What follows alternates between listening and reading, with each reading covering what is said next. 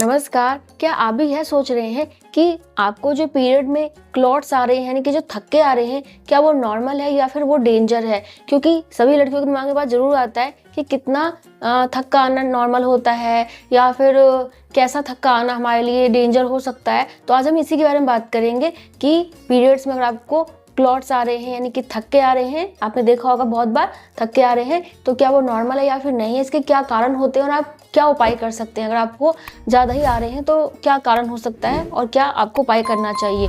तो चलिए आज का वीडियो स्टार्ट करते हैं। तो फ्रेंड्स देखिए, पीरियड का पहला दिन और दूसरा दिन क्लॉट्स आने बिल्कुल नॉर्मल माना जाता है, क्योंकि इस टाइम हैवी ब्लीडिंग होती है और हैवी ब्लीडिंग में कई बार क्लॉट्स आ जाते हैं। थोड़ा बहुत थक के आना हमारे लिए अच्छा होता है, हमारी बॉडी के लिए बढ़िया होता है, क्योंकि क्या होता है ना कि जब हमें चोट लगती है, कई बार देखा होगा कि चोट लग गई है तो खून होने के बाद ना थक्का बनने लग जाता है, तो ये उसी टाइप से होता है। हैवी ब्लीडिंग होती है तो थोड़े बहुत क्लॉट्स बन जाते हैं, थक्के बन जाते हैं, बिल्कुल नॉर्मल है। लेकिन दिक्कत कब हो जाती है, कब आपको चिंतित होना है कि मेरा क्लॉट ऐसा आ रहा है, अब मुझे क्या करना चाहिए।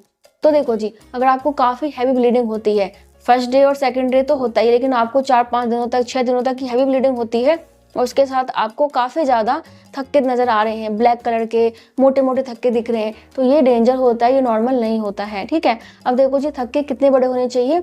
जैसे कि कोई सिक्का है ना, 2 रुपये का सिक्का मान लो, 5 रुपये का मान लो, इतना बड़ा सिक्का है कोई गोल सा, तो अगर उतना बड़ा आपको आ रहा है तो ये मान के चलो कि ये डेंजर है, ये काफ़ी बड़े साइज का आपका थक्का है। और कुछ गर्ल्स के साथ ऐसा भी हो जाता है कि उनको 2 से 3 महीने पीरियड नहीं आते हैं और अचानक से पीरियड आते हैं, काफ़ी हैवी ब्लीडिंग होती है और साथ में जो है ना उनको थक्के भी आते हैं और दर्द भी बहुत ज़्यादा होता है। तो ये क्यों होता है? ये हो सकता है PCOS की वजह से, या फिर आप PCOD कह सकते हैं, उसकी वजह से हो सकता है ऐसा। तो ये सही नहीं है, ऐसे में आपको डॉक्टर से मिलके इसका इलाज कराना चाहिए, क्योंकि घरेलू तरीके बहुत सारे होते हैं, लेकिन आपका किस स्तर पे, क्योंकि स्टार्टिंग में है तो आप थोड़ा सा मोटापा कम करके हेल्दी लाइफस्टाइल अपना के कर सकते हैं ठीक, लेकिन काफ़ी ज़्यादा बढ़ गया है, क्योंकि इससे क्या होगा, जब पीरियड नहीं आएगा ना तो बच्चेदानी में गांठ होना और भी बहुत सारी प्रॉब्लम्स होना स्टार्ट हो जाता है, जो कि आगे चल के आपको काफ़ी ज़्यादा परेशान कर सकते हैं। ऐसा नहीं कि अभी पीरियड नहीं आ रहा है तो आपको कि कोई बात नहीं आ रहा तो कोई दिक्कत नहीं, बहुत सारी प्रॉब्लम्स होती हैं अगर आपको PCOS की प्रॉब्लम है तो, इसीलिए उसको ठीक करना बहुत इंपॉर्टेंट है। तो आपको ऐसे में डॉक्टर के पास जाना चाहिए। बाकी देखो जी, अब हम ये जान लेते हैं कि जो ये बिग साइज के आपको थक्के आते हैं, क्लॉट्स आते हैं, इसके क्या कारण होते हैं, क्यों आपको बड़े साइज के थक्के दिख रहे हैं। तो सबसे पहला इसका कारण हो सकता है, अगर आपके गर्भाशय में कोई दिक्कत है, तो कोई प्रॉब्लम है, तो यह आपके साथ हो सकता है। दूसरा होता है, अगर आपका जो हार्मोन है ना वो इम्बैलेंस है, यानी कि असंतुलित है। कई बार सेक्स हार्मोन्स होता है, एस्ट्रोजन हार्मोन्स, प्रोजेस्टेरोन हार्मोन्स होता है, बहुत सारे हार्मोन्स होते हैं हमारी बॉडी में, तो अगर उनमें उतार चढ़ाव हो रहा है, वो संतुलित नहीं है, असंतुलित है, तो ऐसे में भी आपके साथ ये प्रॉब्लम हो सकती है। और हार्मोन्स का संतुलन में रहना बहुत इंपॉर्टेंट है, नहीं तो इससे भी आपको बहुत सारी प्रॉब्लम्स हो सकती हैं। आगे पीरियड पे और ज़्यादा बुरा इफेक्ट पड़ेगा और आपकी बॉडी पे भी।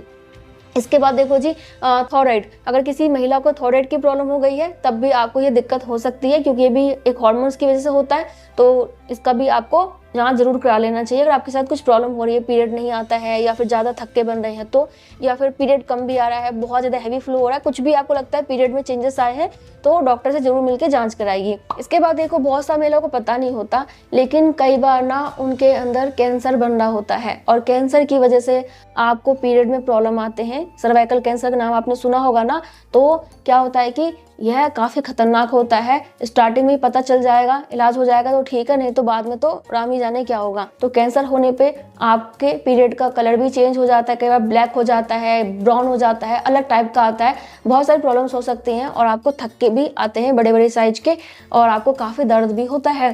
तो एक ये कारण है। कई बार इन्फेक्शन हो जाता है, मान लो कि आपके बच्चेदानी में किसी प्रकार का इन्फेक्शन हो गया है, तो ऐसे में भी आपको जो है बड़े बड़े थक्के दिख सकते हैं, या फिर पीरियड्स में भी प्रॉब्लम आ सकती है।